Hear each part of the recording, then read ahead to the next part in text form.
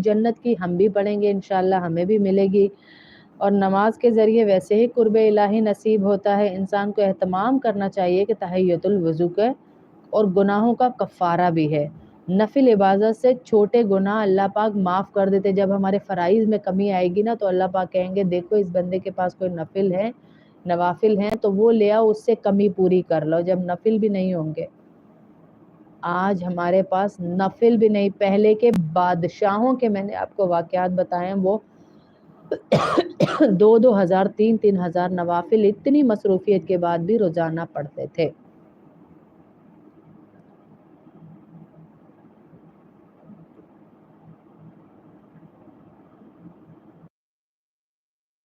जैसे ही वजू करेंगे ना जरीना बानो, तो उसके बाद पढ़ेंगे।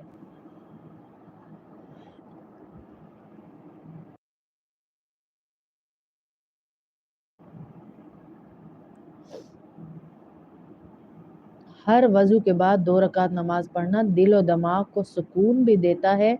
वालेकुम अस्सलाम वरहमतुल्लाहि वबरकातुहू। फरहीन क्या हाल है बेटा? और बंदे का ताल्लुक भी अल्लाह से मजबूत होता है। मुकम्मल वजू के फौरन बाद अगर वक्त मकरू ना हो, जैसे सूरज तुलू होने या गुरूब होने का वक्त ना हो, तो 2 रकात नमाज नफिल अदा करेंगे। नियत सिर्फ 2 रकात तहियतुल वजू की करनी चाहिए या नफिल की करें, दोनों ही जायज़ है। जज़ाकल्लाह फरहीन। तो ये थोड़ा सा आपको मैंने बताया, जो हमारा सबक काफ़ी दिनों से रह रहा था उसके बारे में, वज़ू के मुस्तहबात के बारे में। तो इंशाअल्लाह इस पर अमल करेंगे तो अल्लाह पाक आपको बहुत अजर देंगे। छोटी छोटी जो सुन्नतें आपको मैं बता रही हूँ। अब मैं सूरह शम्स पढ़ने जा रही हूँ क्योंकि टाइम ज़्यादा हो रहा है। उसके बाद सूरह मुज़म्मिल पढ़ेंगे। हमारी 27 तारीख तक इंशाअल्लाह सूरह मुज़म्मिल मुकम्मल हो जाएगी। 41 दिन का वजीफ़ा बीमारों के लिए, परेशान हालों के लिए, कर्जदारों के लिए, वीज़े रुके हुए, यानी किसी भी किस्म की कोई परेशानी है, सबकी नियत करके हमने शुरू किया हुआ है। खास तौर पर जो बीमार है, जिनका कोई नहीं अल्लाह के सिवा, ना फाइनेंशियली और ना ही वैसे संभालने वाला, के मोहताजी से बचने के लिए हमने ये शुरू की हुई है कि अल्लाह पाक उन सबको मोहताजियों से बचाए और उनको इज्जतों वाली ज़िंदगी दें, सेहत वाली ज़िंदगी दें। आमीन अल्लाहुम्मा आमीन।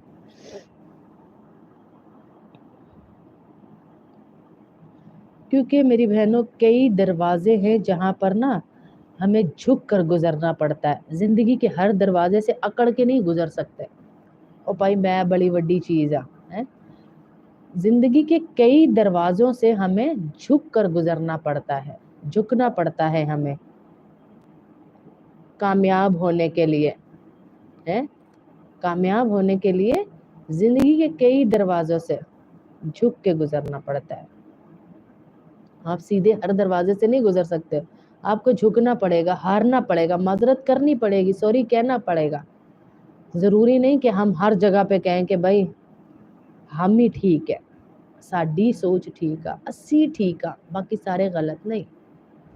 बाज़ औकात झुकने वालों को अल्लाह बहुत कुछ दे देते हैं।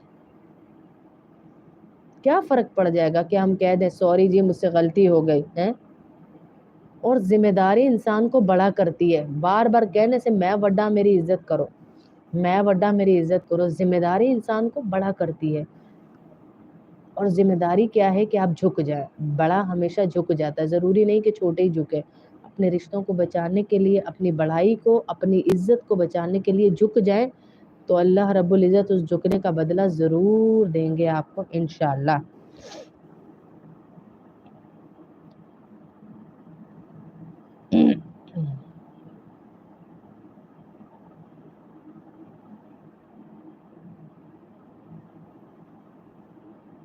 क्योंकि मैं आपको एक चीज़ बताऊं, कल हमारी एक जानने वाली हैं, उनके शोहर का मुफ्ती साहब के पास फ़ोन आया। तो वो कहने लगे जी मेरी बीवी मेरी इज्जत नहीं करती। आप अपनी वाइफ को कहें कि वो समझाएं, मेरी बाजी को यानी कहें कि आप उनको समझाएं। मेरा नाम उम्मे रैयान है जी, और मैं पाकिस्तान से हूँ। हमारी क्लास ऑस्ट्रेलिया से लाइव चल रही थी, मैं पाकिस्तानी हूँ। तो मेरी बीवी को समझाएं, میں آپ کو ایک بات بتاؤں، عورت کو 3 بنیادی چیزیں چاہیے ہوتی ہیں، اس سے اس کی جان بھی مانگ